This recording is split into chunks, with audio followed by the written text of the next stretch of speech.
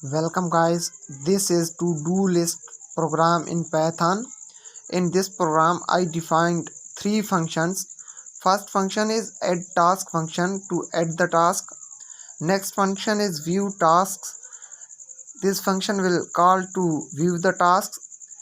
Another function is mark completed function. This will mark the task to complete when the user will enter the name of that task. Let's run the program.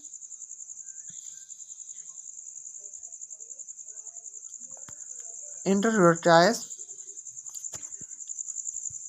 Enter 1 to add task. Enter a task.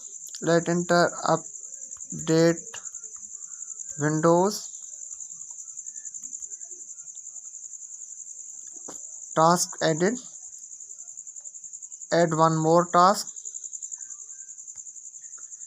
Enter your task. Let this time enter update browser.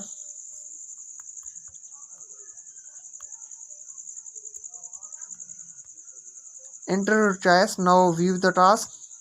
Enter 2 to view the task. To-do list. 1 update Windows. 2 update browser. Now mark as completed. 3. Enter the task number to mark as completed. Enter 2.